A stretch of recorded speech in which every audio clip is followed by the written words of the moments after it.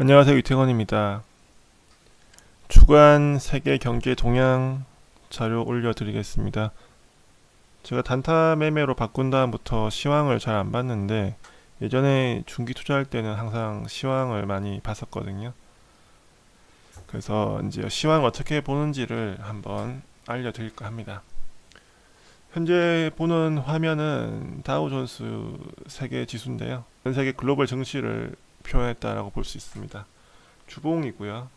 한 주간 1.25%의 하락을 보였습니다. 전 세계 증시가 상승했는데 현재 보이는 이머징 마켓 지수는 상승폭이 상당히 적은 걸 알 수 있죠. 우리나라도 이런 이머징 마켓에 포함이 되어 있습니다. 글로벌 증시보다 덜 오르고 이번 주에 2% 정도 하락하는 것을 알 수 있습니다. 우리나라가 빨리 선진국 지수에 편입이 돼야 되는 이유도 여기에 있습니다. 선진국 지수에 편입이 되지 못한다면은 계속 이머징 마켓 지수에 따라서 움직일 수밖에 없는 거고요. 선진국 지수에 편입이 된다면은 좀 더 유럽이나 미국과 같은 흐름으로 움직일 수가 있게 되겠죠. 미국 S&P 500 대형주 지수입니다. 대형주들이 상당히 가파르게 올라간 걸 알 수 있고 전 세계 증시와 비슷한 흐름을 보여주고 있습니다. 전 세계 증시가 미국 지수와 비슷하다고 알 수 있겠죠. 1.25% 내렸지만 상승 추세가 유지되는 것을 알 수 있습니다. 중국 상해 지수입니다. 지금 차트에 보면은 상승은 파란색, 하락은 빨간색으로 표시되고 있습니다. 해외 차트의 경우 상승할 때 흥분하지 말라는 뜻에서 상승은 파란색, 또 하락할 때는 너무 우울해하지 말라는 뜻에서 빨간색으로 표시하고 있습니다. 그래서 우리와는 반대죠. 지금 중국은 이번 주 4% 정도 상승을 보였습니다. 전 세계 증시와는 반대의 흐름을 보이고 있고 항상 독자적인 흐름을 보여주고 있습니다. 중국이 가장 큰 질병 관련국인데 전 세계 증시를 하락시켜 놓고 자기 혼자 올라가고 있네요. 중국은 지금 계속 사망자가 나오고 있지만 이렇게 지수가 잘 버틴다면은 우리나라도 크게 안 빠질 걸로 보여집니다. 일본 흐름입니다. 일본은 1.27% 선진국이랑 비슷하게 움직였는데 일본도 지수가 고가를 돌파하지는 못한 흐름입니다. 그래서 글로벌 증시를 따라가지는 못하는 흐름이네요. 일본은 지금 딱히 성장 동력이 없어 보입니다. IT 업종도 그렇고 제조업도 그렇고 세계 선두를 다 뺏기고 있기 때문에 전망이 좋아 보이지는 않습니다. 미국 캐터필러의 주가입니다. 캐터필러의 주가를 보는 이유는 주택 건설에 필요한 자재 중장비를 생산하는 업체이기 때문에 미국에서 최고의 위치를 차지하고 있는 중장비 업체다 이렇게 볼 수가 있고 이 주식이 올라가면은 건설 경기가 살아나고 주택 경기에 대한 기대감이 생기기 때문에 이 종목을 봅니다. 현재 상승 후에 박스권으로 눌림을 잘 주고 있습니다.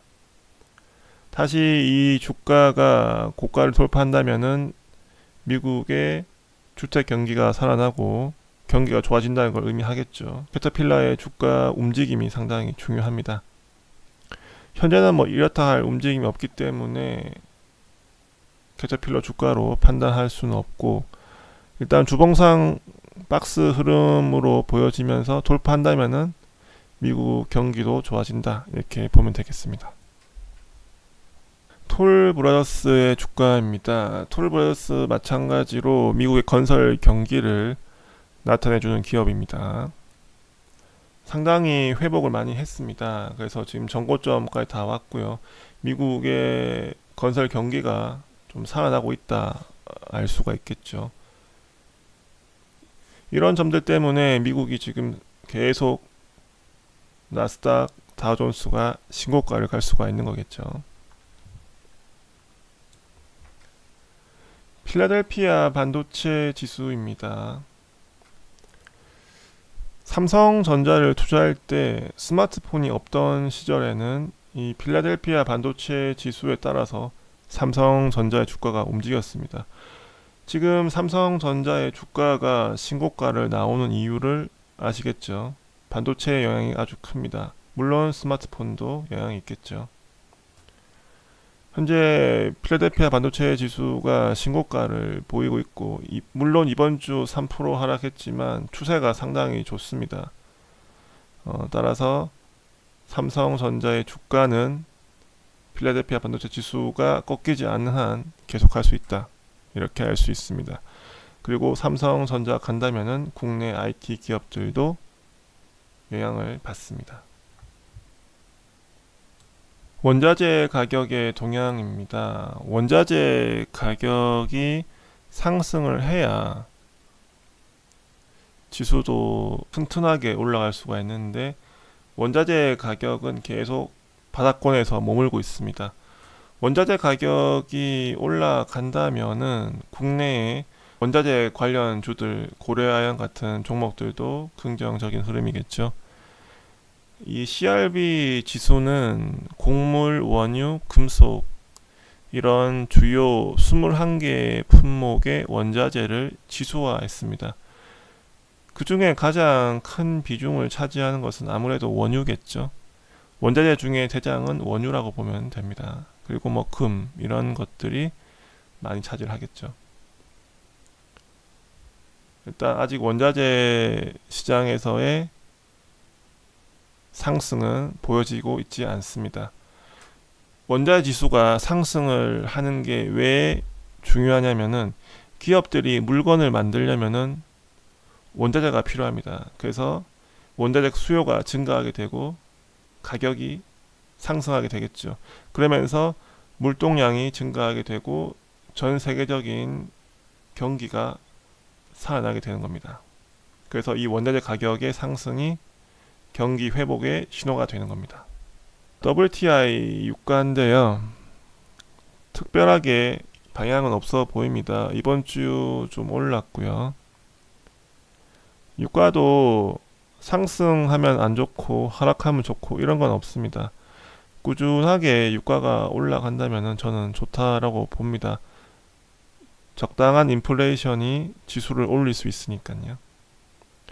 그래서 지금 미국의 상승이 이러한 원자재 가격의 상승 없이 오르는 거라서 체력이 좀 약하지 않을까 싶고, 전 세계 증시가 같이 못 올라가는 이유 중에 하나가 바로 이런 유가나 원자재 가격의 상승이 없기 때문이라고 보여집니다.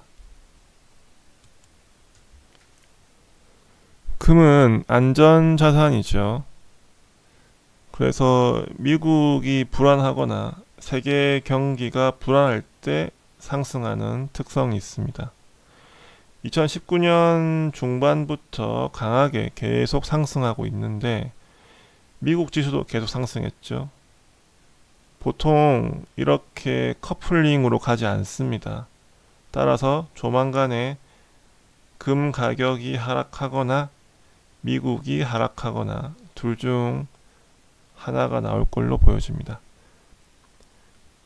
금 가격이 이 정도로 상승한다는 것은 세계 경기에 좋은 영향은 아니겠죠.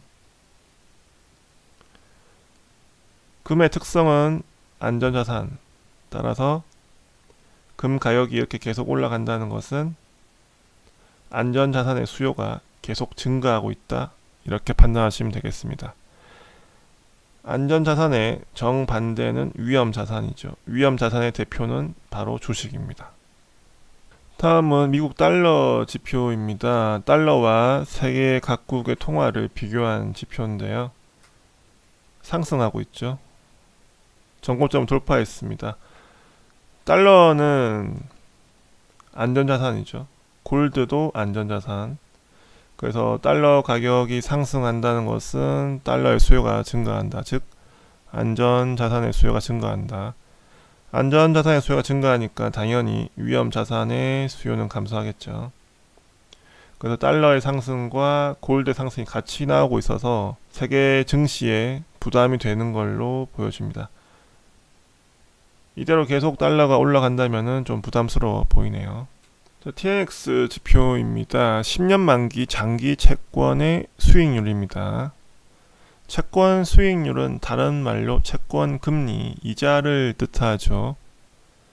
채권 수익률의 상승은 채권 가격의 하락을 뜻하는데 지금 채권 수익률이 하락했죠. 그럼 채권 가격은 상승하게 되는 겁니다. 채권 가격의 상승은 채권의 수요가 증가했다는 거죠. 수익률이 감소했으니까 채권 가격은 올라갔고 채권 가격의 상승은 수요가 증가했다. 이렇게 말씀드릴 수가 있습니다. 채권의 수요가 증가했으니까 주식시장의 수요는 줄었겠죠. 증시에 부정적입니다. 지금 골드, 달러, 채권 다 증시에 부정적이죠. 채권에 대한 개념은 제가 나중에 시간이 되면은 채권 수익률과 채권 가격의 관계에 대해서 설명을 해드리도록 할게요. 하니웰의 주가입니다. 하니웰은 세계적인 자동차 항공기 부품 업체인데 경기 예측에 중요한 기업이 됩니다. 이 기업의 주가가 올라간다는 뜻은 경기가 살아난다. 이렇게 해석할 수가 있는데 우리나라에서 자동차 부품 업종이 올라가면은 경기가 살아나는 것과 같은 맥락입니다. 최근에 차 부품주가 올라오려고 하고 있죠. 결국 제조업이 살아야 경기가 살아나게 되는 겁니다. 16년부터 계속 올라갔죠. 그래서 미국 경기가 이렇게 보면 또 나쁘지는 않아 보이죠. 이번 주에 0.51% 하락했지만 일단 추세는 상당히 긍정적입니다. 그래서 하니웰의 주가가 하락하지 않는다면은 미국이 다시 한 번 더 올라갈 수 있지 않겠나 싶기도 하네요. 구글의 주가도 최고치를 찍고 있습니다. 나스닥이 최고치라서 대표적인 기업들이 잘 가는 거죠. 구글 잘 가니까 국내 네이버나 카카오도 잘 가는 면도 있겠죠. 애플도 주봉상 상당히 강한 흐름입니다. 나스닥 기업들이 상당히 강하죠. 보통 이렇게 주간 시황을 보는 편입니다. 물론 이런 구글이나 애플 같은 기업들은 크게 중요하게 보지 않았는데 중요한 거는 몇 가지가 있죠. 선진국 증시만 가느냐, 이머징 마켓이 가느냐, 그게 상당히 중요합니다. 어떤 그룹이 가는지가 중요하다는 거고요. 그 다음에는 원자재 가격이 상승하는지, 그리고 채권의 가격은 어떤 상황인지, 미국 업종 내 대표주들의 흐름, 그런 것들을 살펴보는 편입니다. 오늘 살펴본 내용들을 판단했을 때는 원자재 가격의 상승으로 가지 않기 때문에 좀 불안한 상승으로 보여지고요. 금 가격이나 달러의 가격, 채권의 흐름을 봤을 때 미국 지수가 불안한 상황으로 올라가고 있다라고 보여집니다. 구글이나 애플 같은 나스닥 기업들로 상승을 계속하고 있다는 거죠.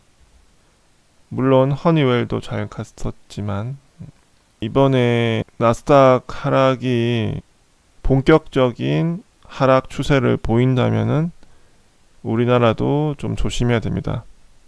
단 나스닥이 하락하면서 그 자금들이 이머징 마켓으로 다시 들어온다면은 우리나라에게는 호재겠죠.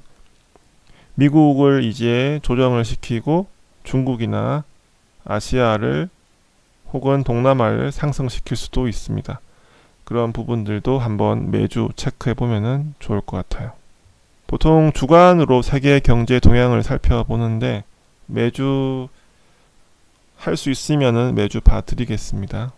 영상은 여기서 마무리하고 도움이 되었다면 좋아요, 구독 부탁드릴게요.